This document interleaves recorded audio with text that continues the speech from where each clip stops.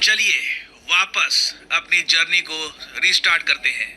Alright, सो यहाँ पर आप देख पाओगे ये है हमारा सोलर सिस्टम। आपको सारे प्लैनेट्स यहाँ पे आप देख जाएगा, ये सन है। ऑलराइट, और सन को ऑर्बिट करते हुए सारे प्लैनेट्स मरकरी, वीनस, अर्थ, मार्स, ये सब आपको दिख जाएंगे। और आप अगर इंडिया के पर्सपेक्टिव से देखो, India is a very special country. अगर हम अर्थ पे जूम इन करें और अर्थ को अगर मैं थोड़ा सा स्लो करूं ओवर हेयर, सो यहाँ पे आप देख पाएंगे ये है हमारा प्यारा भारत। और हमारे प्यारे भारत ने पिछले 10 सालों में इस सोलर सिस्टम को समझने का काफी प्रयास किया है। आप अगर देखें तो हमने पहली बात तो चंद्रयान 1, 2, 3 के अंडर मून को समझने का प्रयास किया।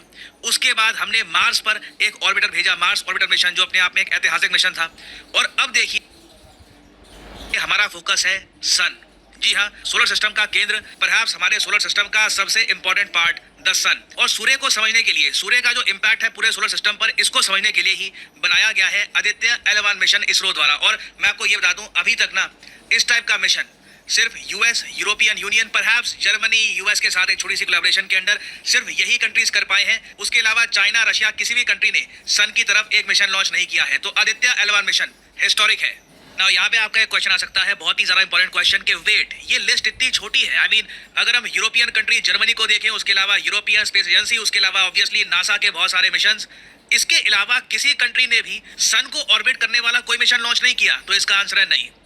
देखिए, मून पर हमें यह पता है कि हम लोग 4th कंट्री थे, चौथे देश थे जिसने मून पर सॉफ्ट लैंडिंग करी थी। बट अगर हम बात करते हैं सन को ऑर्बिट करने के मामले में, तो यहाँ पे ना आपको रशियंस दिखेंगे ना चाइनीज दिखेंगे। जी हाँ, यूएसएसआर ने भी अपनी पीक पर सन को ऑर्बिट करने वाला कोई भी मिशन नहीं बनाया था। और पीपल्स रिपब्लिक ऑफ चाइना ने भी इस टाइप का मिशन लॉन्च नहीं किया है। तो इंडिया देखिए पहला एशियन कंट्री बनेगा ये मिशन लॉन्च करने वाला। मोस्ट प्रोबब्ली हम यहाँ पर सक्सेसफुल होंगे। जैसे ही आदित्य L1 लॉन्च होता है, ये अपना काम करना स्टार्ट कर देता है, India will create history. India ना सिर्फ साउथ एशिया को, पूरे एशिया को, एक्चुअली आप उसके बियॉन्ड सोचना चाहे, पूरे ब्रिक्स को रिप्रेजेंट कर रहा होगा स्पेस में, to be the only country to orbit the sun. Now additional information के लिए वैसे मैं ये भी ऐड कर दूं, हो सकता है कि आप में से कुछ लोग कुछ आर्टिकल पढ़े, कुछ रिसर्च करें, वहां पे आपको दिखे कि जापान का भी एक मिशन था। एक्चुअली 2 मिशन है, उनकी बात होती है, एक हिनोतोरी मिशन और उसके अलावा हिनोद मिशन। तो इनका क्या हुआ, ये जो मिशन टू सन थे बाय जापान, ये तो लॉन्च किए गए थे। तो हम फर्स्ट एशियन कंट्री कैसे बन गए? देखो, जो जापान के मिशन थे ना, ये बेसिकली सैटेलाइट्स थी। ये सैटेलाइट सिर्फ अर्थ को ऑर्बिट करती है। आप समझ रहे हैं ना, नासा की वेबसाइट में यहाँ पे लिखा हुआ है कि जो जापान का मिशन है,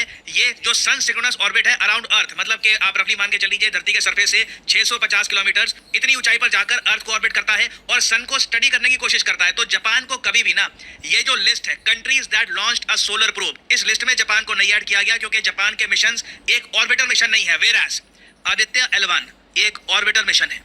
हम सन को ऑर्बिट करने वाले हैं, वो भी बहुत ही इंपॉर्टेंट लैग्रेंज पॉइंट से। इसलिए इस मिशन का नाम भी है L1। आपके माइंड में ऑफ कोर्स क्वेश्चन आया होगा, आदित्य का मीनिंग तो आप सबको पता होगा, सन, लिटरली सन को ही कहा जाता है आदित्य, बट इस मिशन में L1 क्यों लगा हुआ है, ये अब आपको समझाता हूँ। नाउ ऑन एन एवरेज अगर हम बात करें तो धरती और सूर्य के बीच में जो डिस्टेंस है, ये है 101 मिलियन किलोमीटर का। जी हाँ, एक enormous difference. Now Aditya L1 क्या करने वाला है, 1.5 मिलियन किलोमीटर। जी हाँ, ऐसा नहीं है कि सूर्य के बहुत जरा करीब चला जाएगा आदित्य L1। वो काम वैसे नासा के पार्कर सोलर प्रोब ने किया है, वो अलग से अभी आपको बताऊंगा उसके बारे में। मगर आदित्य L1 बेसिकली धरती से 1.5 मिलियन किलोमीटर दूर जाकर जो L1 पॉइंट है वहां पर खुद को प्लेस कर देगा और उसके बाद सन को स्टडी करेगा। नाउ L1 पॉइंट क्या है, ये समझते हैं एनिमेशन से।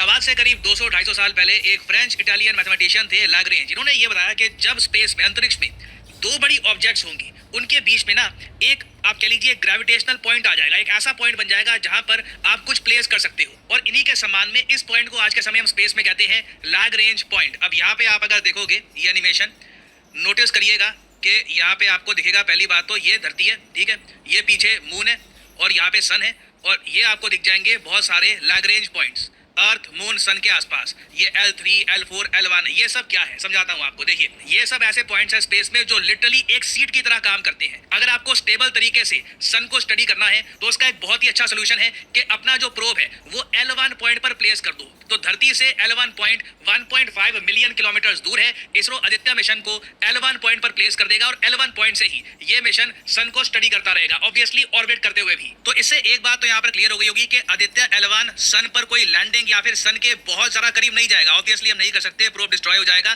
तो इसलिए L1 पर इसको प्लेस कर दिया जाएगा। और L1 में भी मैं आपको ये बताऊं, ऐसा नहीं है कि वहां पर एक कंफर्टेबल सोफा है कि L1 पॉइंट पर बस आपने आदित्य को प्लेस कर दिया और वो स्टडी करता रहेगा।